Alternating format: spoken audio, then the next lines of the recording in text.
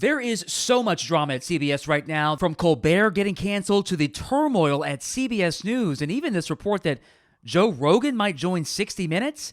There is a lot going on, and in this video I'll explain why this drama is only just beginning, because CBS's parent company is now in talks to take over one of their biggest rivals. I'll also explain why the price you pay for TV is about to go up, and why your local news might be next.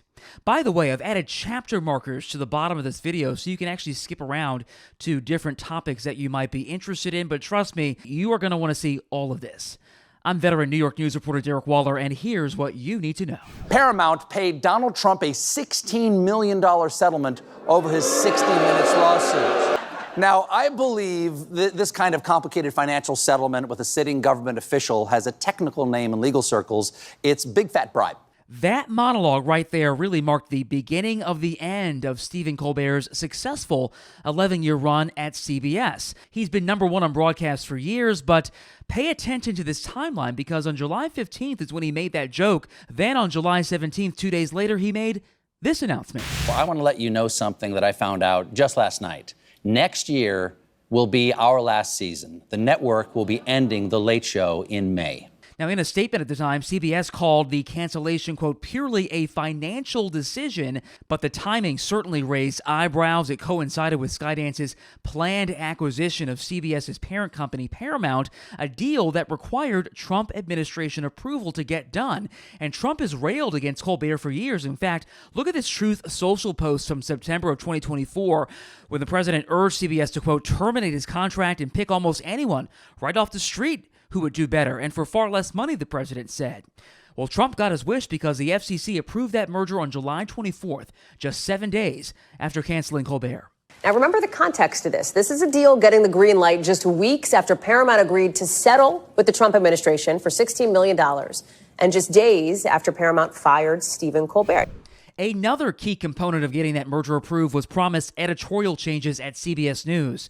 And boy, did that happen. Enter Bari Weiss, their new editor-in-chief. Now, she's not a broadcaster. She has no broadcasting experience whatsoever. She is an opinion journalist. She worked at the Wall Street Journal as well as the New York Times, and then publicly quit the Times in 2020, accusing her colleagues of creating a hostile work environment. She then built the Free Press, which is a media company whose investigations largely scrutinize what it calls woke culture, DEI programs, and what it sees as mainstream media bias. Now, Paramount bought that company for $150 million and then handed Weiss the keys to this legacy broadcast news institution. Now, she calls herself center-left. Critics call her something else, but one thing is clear: she has never run a TV news operation. She has no TV news experience whatsoever. And by the way, I used to work at CBS News. I worked at CBS 2, the local station, for 18 months, and I also filled in at the network level. And I can tell you, my former colleagues, they are not happy about these changes. Now, one of the most glaring examples of CBS's rightward shift is some of the editorial shifts at the CBS Evening News with Tony DeCopel. Now, watch this segment praising Secretary of State Marco Rubio. Whatever you think of his politics, you got to admit it's an impressive resume. Marco Rubio, we salute you. You're the ultimate Florida man. Then, on the anniversary of the January 6 attacks, which resulted in the deaths of 8 people, including 5 police officers, the Evening News ran this story minimizing Trump's role in stoking the crowd. President Trump today accused Democrats of failing to prevent the attack on the Capitol, while House Democratic leader Hakeem Jeffries accused the president of, quote, whitewashing it. Now, that both sides treatment reportedly led to their senior investigative correspondent, Scott McFarland, to hand in his resignation. He's been following the aftermath of the January 6th insurrection for years, and he's not alone. There has been an exodus of talent. In fact, an Evening News producer just left. She was unhappy with the editorial direction. The executive producer of CBS Mornings is out the door. But perhaps the most high-profile departure of all is Anderson Cooper, correspondent at 60 Minutes. Now, Cooper has not said publicly if the recent turmoil impacted his decision, but it reportedly blindsided news management. They were expecting him to renew his contract. And in the aftermath, there's been tabloid reporting about the future of 60 Minutes, including this Radar Online story that Weiss wants Joe Rogan, yes, that Joe Rogan from Fear Factor and his conservative podcast, to join 60 Minutes. Now, consider the source again with that one. That is a tabloid publication. But the fact that those are the kinds of headlines coming out of CBS right now really shows you that there is real internal strife. And those changes are not over because, as I mentioned, their parent company, Paramount, is now in talks to take over Warner Brothers Discovery. They just won the bidding war against Netflix. And once again, Trump has his fingerprints on this transaction as well because he's been publicly supporting Paramount over Netflix. One reason is because after the changes at CBS, Trump wants to see the same thing happen at CNN. Now, here's the scale of what we're talking about. This deal, valued at roughly $77 billion, $110 billion if you factor in the debt that's involved here, would combine the Warner Brothers Film Studio, HBO Max, CNN, CBS News, and a portfolio of cable channels all under one roof. Now, Paramount's own management team has projected at least $6 billion in cost savings from the merger. Now, of course, in corporate America, cost savings means one thing: layoffs. Now, the deal is expected to close sometime in the third quarter of this year, pending regulatory approval, and Democrats have promised to scrutinize this deal.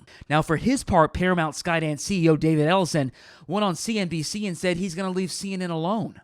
Editorial independence will absolutely be maintained. It's maintained at CBS. It'll be maintained at CNN.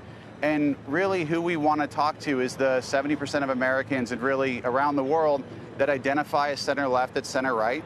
And we want to be in the truth business. We want to be in the trust business. Well, somebody should tell Defense Secretary Pete Hegseth because he seems practically giddy over the prospect of Paramount owning CNN.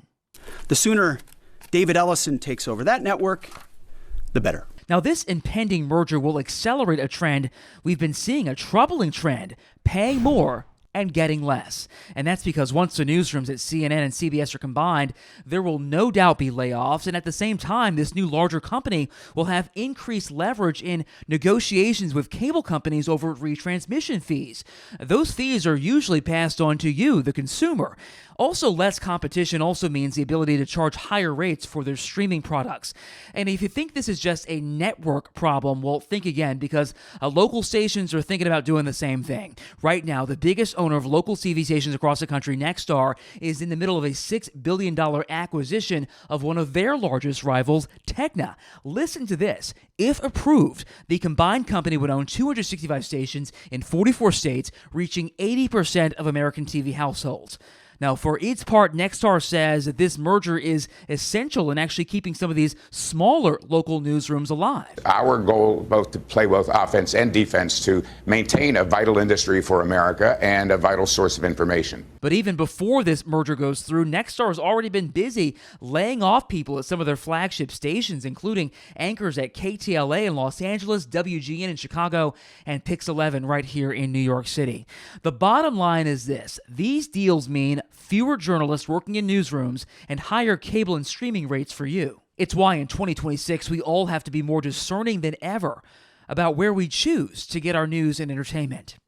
I'm Derick Waller. I'll keep following this story, so please subscribe so you don't miss it. And check out this story next.